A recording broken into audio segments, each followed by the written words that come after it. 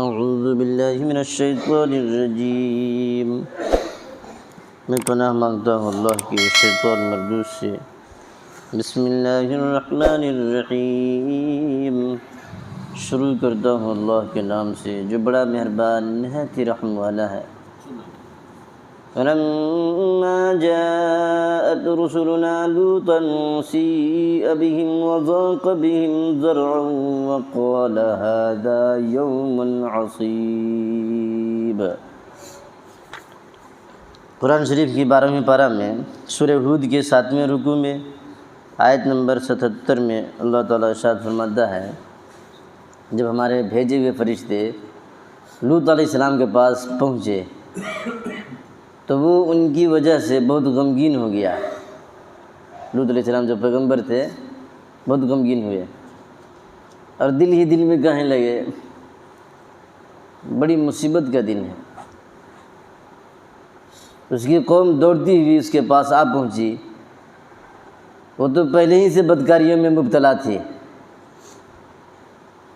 حضرت قتادہ رحمۃ اللہ علیہ فرماتے ہیں، حضرت لوط علیہ السلام اپنی زمین میں تھے کہ فرشتے بصورت انسان آئے اور ان کے مہمان بنے۔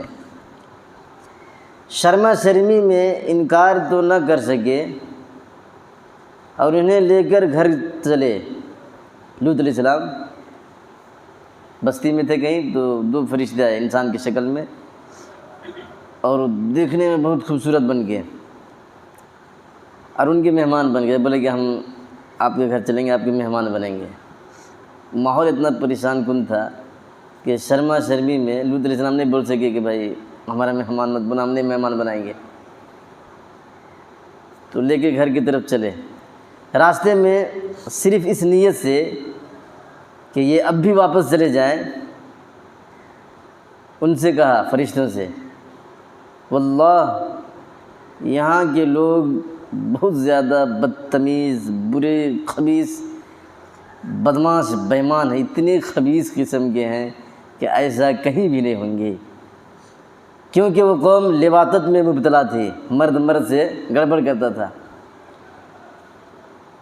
کچھ دور جا کر پھر یہی کہا فرشتوں سے، ان کو معلوم نہیں تھا کہ فرشتے ہیں، آدمی سمجھ رہے ہیں۔ کچھ دور گئے چلتے چلتے تو پھر کہا، واللہ یہاں کے لوگوں سے زیادہ برا، خبیث کہیں نہیں ملیں گے۔ جب 2-3 مرتبہ کہہ دیے نہیں تو فرشتے بھی سمجھ گئے۔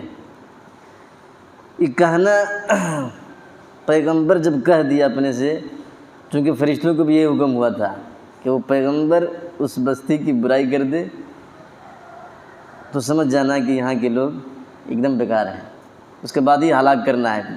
عذاب لے کے آئے تھے نا فرشتے، تو خدا کا بھی یہی حکم تھا کہ جب تک ان کا نبی ان کی برائی بیان نہ کرے انہیں ہلاک نہیں کرنا ہے، ان پر عذاب نہیں نازل کرنا ہے۔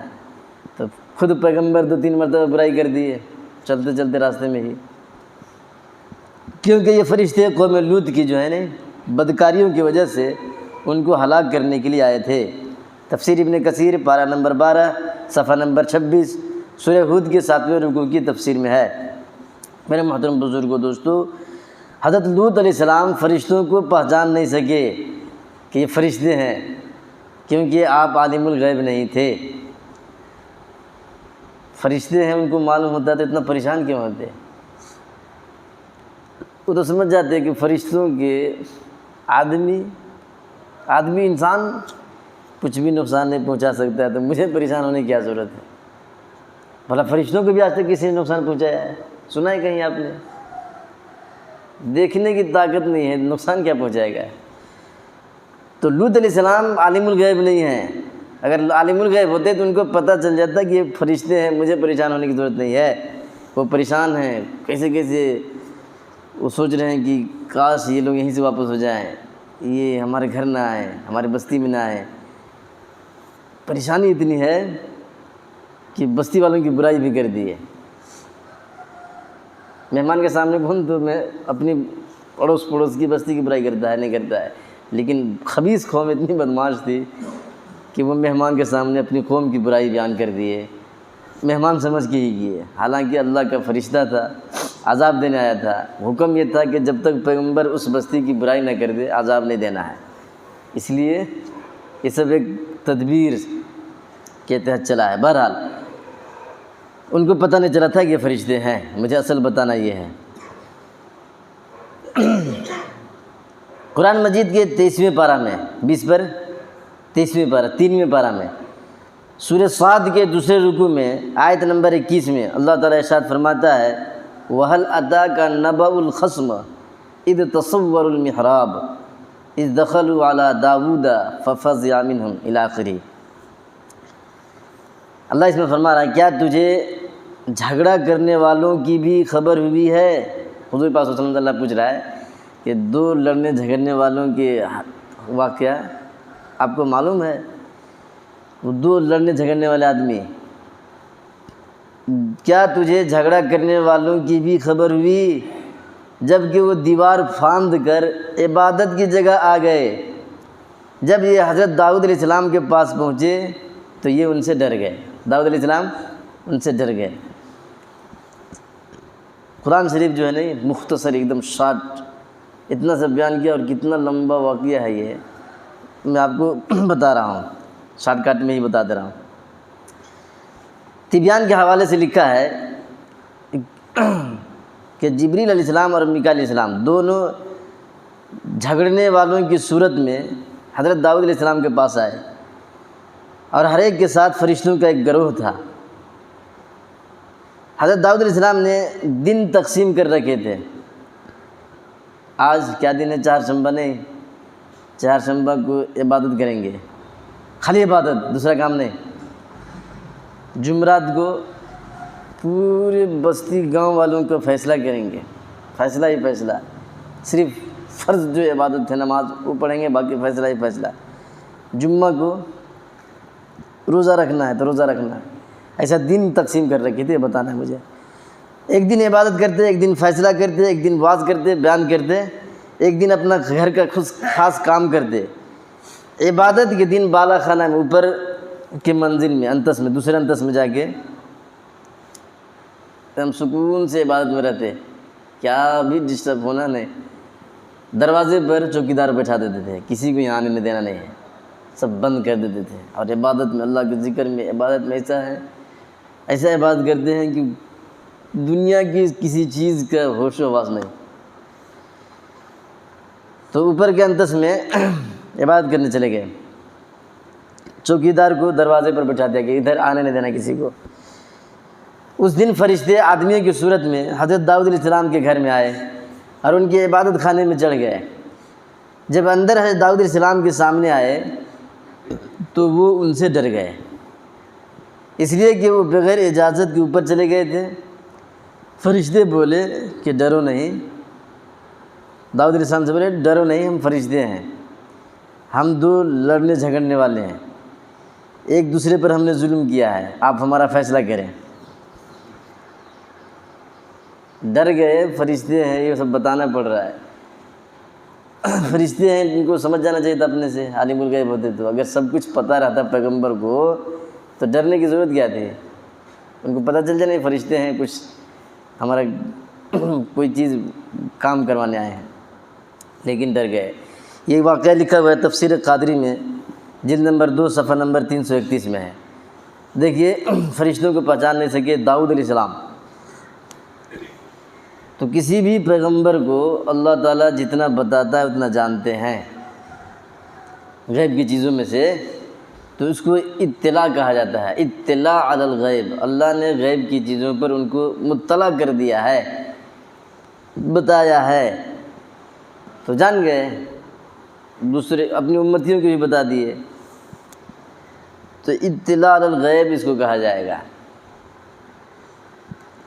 اظہار غیب ہے، انباء غیب ہے، یہ سب عربی میں، قرآن میں، حدیث میں اس کا نام ایسے ہی آتا ہے۔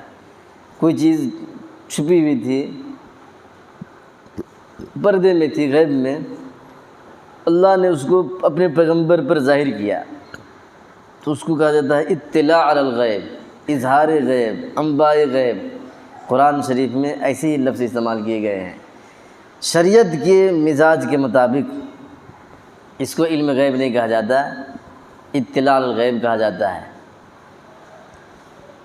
عالم الغیب صرف اللہ ہے، اس کو بتانے کی ضرورت نہیں، اس کو سکھانے کی ضرورت نہیں، اس کو خبر دینے کی ضرورت نہیں۔ سب کچھ جتنا ہو گیا، جو ہو رہا ہے اور جو کچھ ہوگا، سب کچھ پتہ ہے، خود بخود پتہ ہے۔ وہ کیسے پتہ نہیں ہوگا؟ فرماتا ہے الا یعلم من خلق، کیا وہ نہیں جانے گا جس نے بنایا ہے؟ کیا وہ نہیں جانے گا جس نے بنایا ہے؟ کیا زبردست لفظ استعمال کیا ہے، اس نے بنایا ہے۔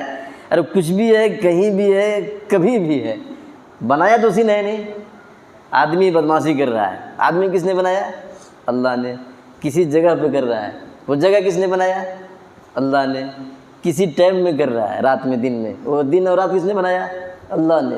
وہی فرما رہا ہے الا یعلم من خلق، کیا وہ نہیں جانے گا جس نے بنایا ہے؟ وہ اللطیف الخبیر، وہ تو باریک بھی ہے، خبر دینے والا ہے۔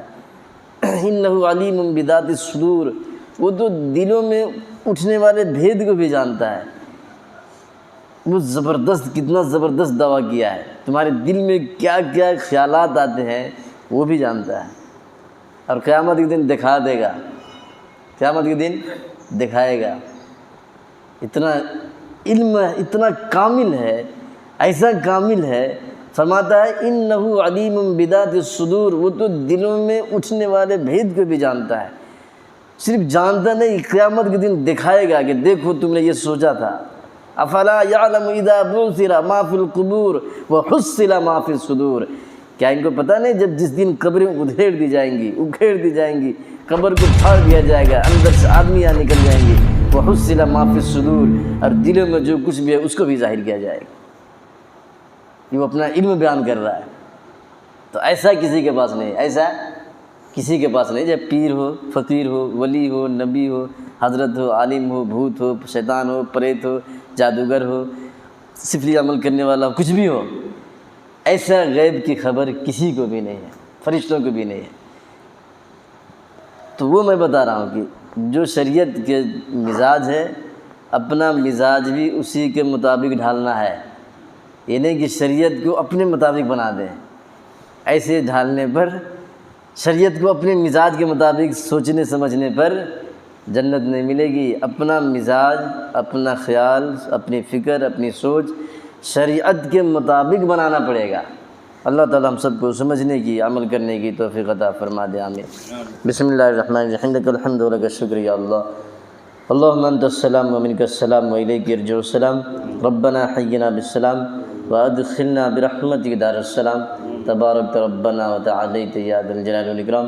اللہم انا نسألک العفو والعافیۃ فی الدنیا والآخرہ، اللہم انا نسألک العفو والعافیۃ فی الدنیا والآخرہ، ربنا آتنا من لدنک رحمۃ وہیئ لنا من امرنا رشدا، ربنا آتنا من لدنک رحمۃ وہیئ لنا من امرنا رشدا، ربنا اغفر لنا ولإخواننا الذين سبقونا بالإيمان ولا تجعل في قلوبنا غلا للذين آمنوا ربنا إنك رؤوف رحيم، اللهم قنا عذابك يوم تبعث عبادك، اللهم قنا عذابك يوم تبعث عبادك، ربنا لا تزغ قلوبنا بعد إذ هديتنا وهب لنا من لدنك رحمة إنك أنت الوهاب، اللهم اغفر لنا ولوالدينا ولأساتذتنا ولمشايخنا ولجميع المؤمنين والمؤمنات والمسلمين والمسلمات الأحياء منهم والأموات إنك سميع قريب